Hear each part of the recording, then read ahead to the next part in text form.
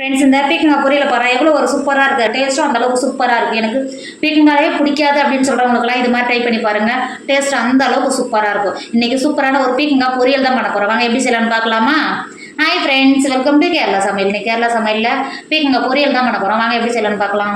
நம்ம இன்றைக்கி பொரியல் பண்ணுறதுக்கு பீக்கங்காய் தான் எடுத்துருக்கோம். இது வந்து 400 கிராம் இருக்குது. இந்த பீக்கங்காய் தொருக்கு பார்த்தீங்களா, அந்த மேலே இருக்கிற தோலை மட்டும் இது மாதிரி பீரரோ இல்லை கத்தியோ ஏதாவது வச்சு இந்த மாதிரி இந்த மேலே இருக்கிற தோலை மட்டும் செத்தி எடுத்துக்கோங்க. பீக்கங்காய் தோலெல்லாம் செத்தி எடுத்துட்டோம். நல்லா கழுவிட்டு எடுத்து வந்து வச்சுருக்கேன். தொருக்கு பார்த்தீங்கன்னா அந்த முன்னாடி இருக்கிறத கட் பண்ணிக்கோங்க. கட் பண்ணிவிட்டு பீக்கங்காய் நல்லா துண்டு துண்டாக கட் பண்ணி எடுத்துக்கோங்க. பாருங்கள், இந்த அளவுக்கு நல்லா கட் பண்ணி எடுத்து வச்சுருக்கேன். இப்போ வேறு ஒரு பாத்திரத்துக்கு மாற்றிக்கோங்க. பொரியல் பண்ணுறதுக்கு இரும்பு வானல் வச்சுக்கோங்க. இது கூட 2 டேபிள் ஸ்பூன் எண்ணெய் சேர்த்துக்கோங்க. எண்ணெய் சேர்த்து எண்ணெய் நல்லா சூடாயிடுச்சு. 1 டேபிள் ஸ்பூன் உளுத்தம் பருப்பு சேர்த்துக்கோங்க. அது கூடவே 1 டேபிள் ஸ்பூன் கடலைப்பருப்பு சேர்த்து கொடுத்துக்கோங்க. 2 காஞ்ச மிளகாவை 4ஆக கட் பண்ணி சேர்த்துக்கோங்க. சேர்த்துட்டு நல்லா பொன்னிறமாக கடலைப்பருப்பும் உளுத்தம் பருப்பும் நல்லா வறுத்துக்கோங்க.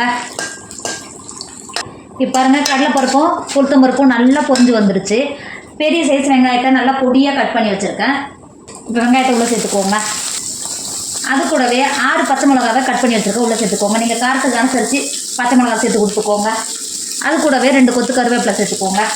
சேர்த்துட்டு ஒரு 2 செகண்ட் நல்லா வதக்கிக்கோங்க வெங்காயத்தை. இப்போ பாருங்கள், வெங்காயம் இந்த அளவுக்கு வதங்கினாவே போதும். நல்லா வதங்கி வரணும்னு அவசியம் கிடையாது. இந்த ஸ்டேஜில் நம்ம கட் பண்ணி வச்சுருக்கோம்ல, காவை உள்ளே சேர்த்துக்கோங்க. 1/2 டேபிள் ஸ்பூன் உப்பு சேர்த்துக்கோங்க. சேர்த்துட்டு நல்லா கலந்து கொடுத்துக்கோங்க. நீங்கள் பீக்கங்காய் பொரியல் பண்ணும்போது தண்ணி சேர்க்கணும்னு அவசியம் இல்லை. பீக்கங்காயிலேருந்து நல்லா தண்ணி இறங்கி வரும். உப்பு சேர்த்து நல்லா இங்கே பாருங்கள், நம்ம தண்ணி எதுவும் சேர்க்கலாம். ஆனால் எந்த அளவுக்கு தண்ணி இறங்கி வருது பார்த்தீங்களா? நமக்கு வெங்காயத்தில் இருக்க தண்ணியும் பீக்கங்காயில் இருக்க தண்ணியும் பீக்கங்காய் நல்லா வெந்து வந்துடும். இப்போ மூடி போட்டு இடையில திறந்து நல்லா கிண்டி கொடுத்துக்கோங்க. நல்லா வேக வச்சுக்கோங்க.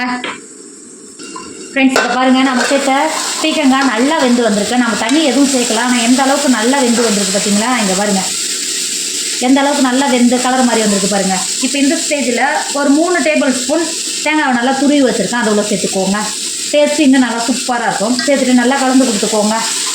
பீக்கங்காய் பொரியல் சூப்பராக ரெடி ஆகிடுச்சு. இதோட டேஸ்ட் அந்தளவுக்கு சூப்பராக இருக்கும். நம்ம சிம்பிளாக தான் செஞ்சுருக்கோம், ஆனால் டேஸ்ட் அந்தளவுக்கு சூப்பராக இருக்கும். இப்போ வேறு ஒரு பாத்திரத்துக்கு மாற்றிக்கோங்க. ஃப்ரெண்ட்ஸ், நம்மளோட பீக்கங்காய் பொரியல் சூப்பராக ரெடி ஆகிடுச்சு. இதோட டேஸ்ட் அந்த அளவுக்கு சூப்பராக இருக்கும். உடம்புக்கு ரொம்ப ரொம்ப நல்லது. பீக்கங்காய் கண்டிப்பாக வாங்கினா இது மாதிரி ட்ரை பண்ணி பாருங்கள். டேஸ்ட் அந்த அளவுக்கு சூப்பராக இருக்கும். என்னோட வீடியோ உங்களுக்கு பிடிச்சிருந்தா உங்கள் ஃப்ரெண்டு உங்கள் ஃபேமிலிக்கு ஷேர் பண்ணுங்கள். மறக்காமல் கேரளா சமையலை சப்ஸ்கிரைப் பண்ணிக்கோங்க. தேங்க்யூ.